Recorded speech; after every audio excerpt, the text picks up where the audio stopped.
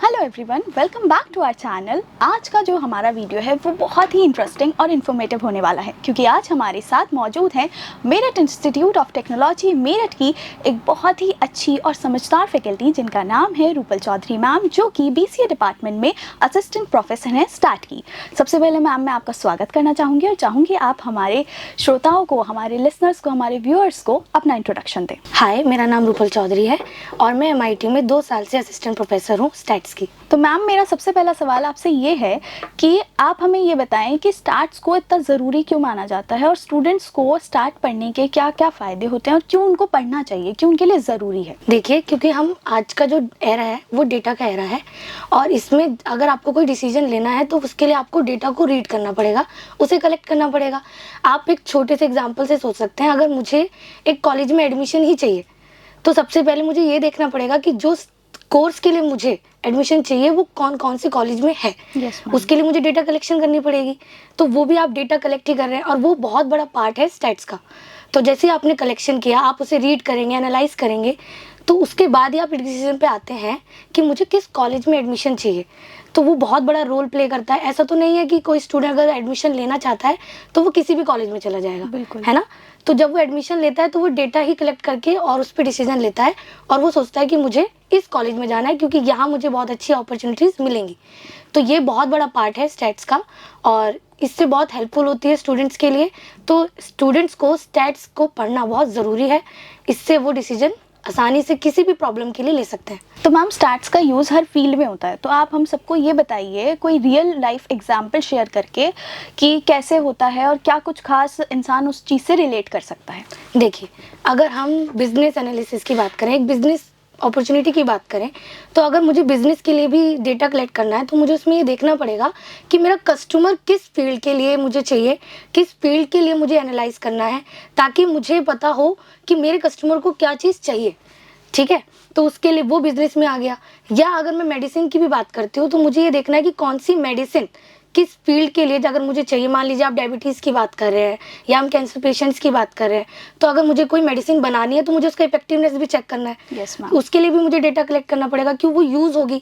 Use करने से पहले मुझे वो पर्टिकुलर सैंपल के ऊपर यूज़ करके देखना पड़ेगा, उसके बाद ही हम डिसीजन ले सकते हैं। तो उसमें भी वो यूज़ हुआ, इफेक्टिवनेस हमें पता लगेगी तभी जब वो एक नंबर ऑफ पीपल पे यूज़ हुई होगी, है ना।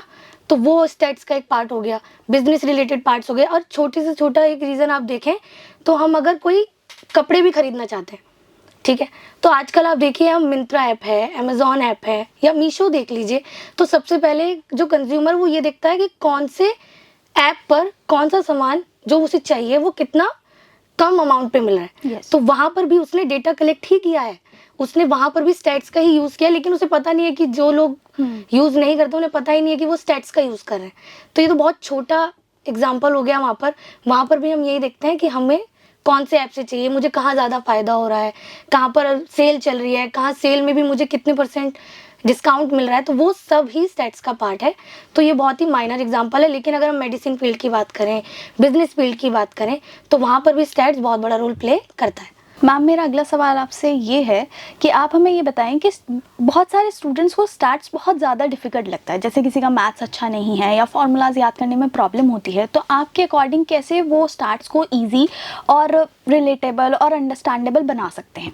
देखिए, अगर सिर्फ स्टूडेंट्स फॉर्मूलेज पे या मेथड्स पे ही ध्यान देंगे तो वो उनको हार्ड लगेगा ही। जाहिर सी बात है कि जब फॉर्मूलेज की बात आती है तो स्टूडेंट्स को इतने सारे सब्जेक्ट्स पढ़ने पड़ते हैं कि उनको एक पर्टिकुलर सब्जेक्ट का फॉर्मूला याद नहीं रहता।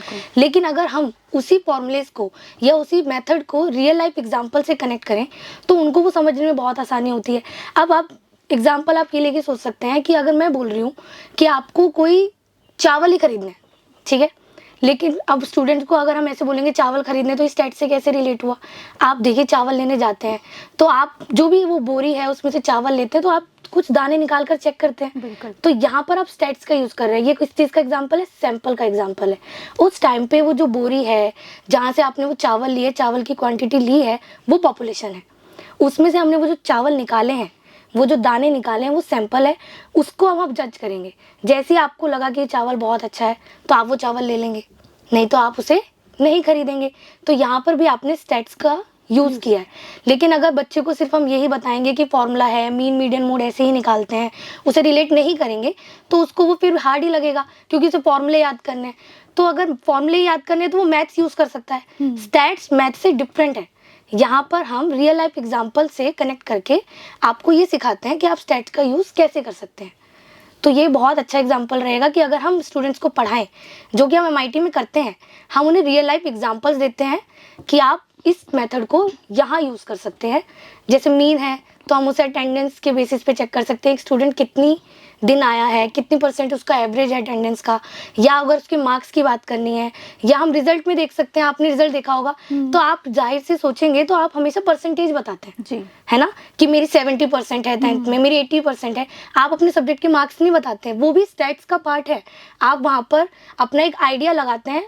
जैसे आपने मुझे बोला 80%, तो मुझे एक आइडिया लग जाएगा कि आपके जो मार्क्स होंगे वो 80 के आसपास होंगे। जी, तो वो सेंट्रल टेंडेंसी है, वो भी मैं स्टैट्स का एक बहुत बड़ा रोल प्ले करता है स्टैट्स में।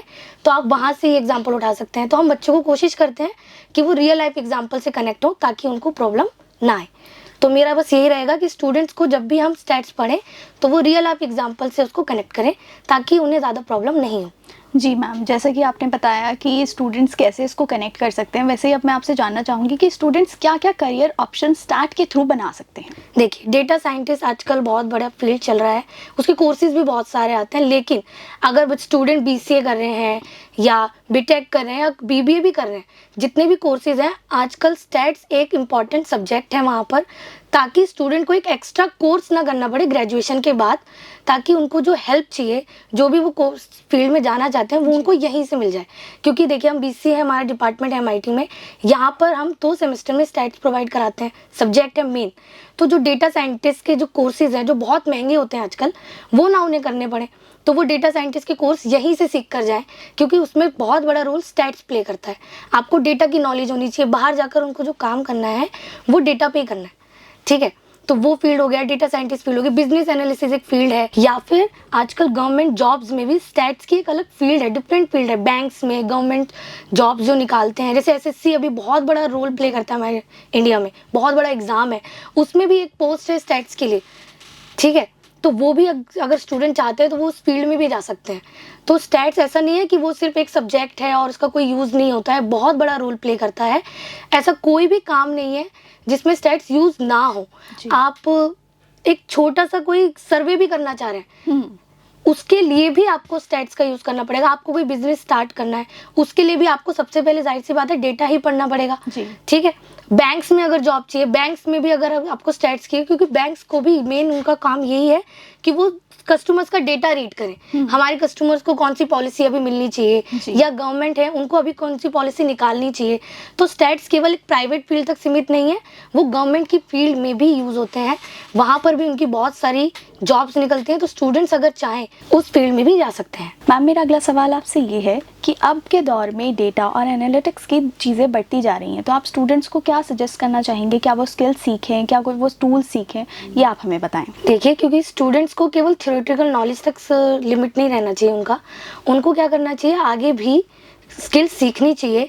और मैं रिकमेंड करना चाहूँगी Excel, basic to advance, basic नहीं, बेसिक टू एडवांस।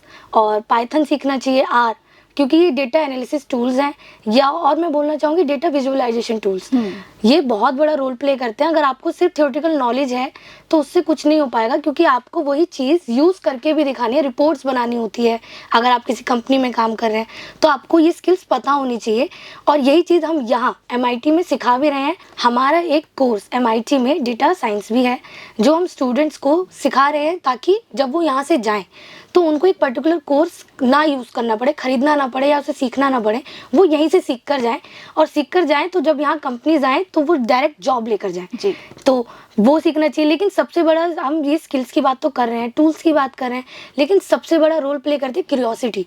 अगर स्टूडेंट को क्यूरियोसिटी नहीं है डेटा को समझने की, कि उसको वो डेटा कहाँ यूज़ करना चाहिए, कहाँ यूज़ होगा, मुझे कौन सा मेथड यूज़ करना चाहिए, कौन सा अप्लाई अप करना चाहिए, कहाँ मुझे मीन लगाना है, कहाँ मुझे मीडियन लगाना है, या कहाँ मुझे पाइथन यूज़ करनी चाहिए, या कहाँ मुझे एक्सेल यूज़ करना है, अगर उन्हें इस बात की क्यूरियोसिटी नहीं है, या उनको ये नॉलेज ही नहीं है कि वो ये कैसे करेंगे, तो वो सब वेस्ट हो जाएगा। तो हमारा मेन फोकस रहता है कि बच्चे में क्यूरियोसिटी आए, वो आएगी तो वो सीखने की कोशिश करेगा। तो हम ये चाह रहे हैं, मैं ये बताना चाह रही हूँ कि अगर वो कोई कोर्स करना चाहता है या कुछ सीखना चाहता है स्टैट्स के बेसिस पे, तो सबसे बड़ा रोल है क्यूरियोसिटी। जी। उस पर ज़्यादा ध्यान दें। अगर वो सीखने की चाह रखते हैं तो वो सब कुछ कर सकते हैं, बिल्कुल। वरना और उनमें चाह ही नहीं है तो आप उन्हें क्या सिखाएंगे। सही। तो MIT में हम पूरा फोकस ये रखते हैं कि बच्चे में क्यूरियोसिटी हो, वो सीखने की चाह रखता है तो उसको वो सब चीज़ प्रोवाइड हो जो उसको मिलनी चाहिए अपने करियर में आगे बढ़ने के लिए। जी, तो मैम बिल्कुल आपने सही कहा कि स्टूडेंट्स की क्यूरियोसिटी सबसे ज़्यादा ज़रूरी होती है, और आपने ये भी बहुत अच्छे से बताया है कि MIT क्या कुछ खास प्रोवाइड करता है स्टूडेंट्स को, जो कि उनके लिए बहुत ज़रूरी होता है, और आगे करियर वो कैसे स्टैट्स में बना सकते हैं। और इसी के साथ thank you so much ma'am, आपने इतना कीमती टाइम हमें दिया और इतनी इंसाइटफुल चीज़ें आपने हमें बताई। और स्टैट्स को लेकर मेरा पर्सपेक्टिव भी बहुत अलग था, मुझे लगता था बहुत हार्ड है, लेकिन आपसे बात करने के बाद मुझे लग रहा है कि हाँ, अगर मैं मे बी कोशिश करती या मेरी फैकल्टी आपके जैसी होती तो श्योरली मैं कुछ ना कुछ स्टार्ट में कर सकती थी। इसी के साथ अब मैं लेती हूँ आप सभी से विदा। अगर आपको ये वीडियो पसंद आई हो और आपको इससे कुछ भी सीखने के लिए मिला हो तो please do like and share and comment, और हमारे चैनल को सब्सक्राइब आप ज़रूर करें, और हम मिलेंगे आपसे अगले वीडियो में। Thank you.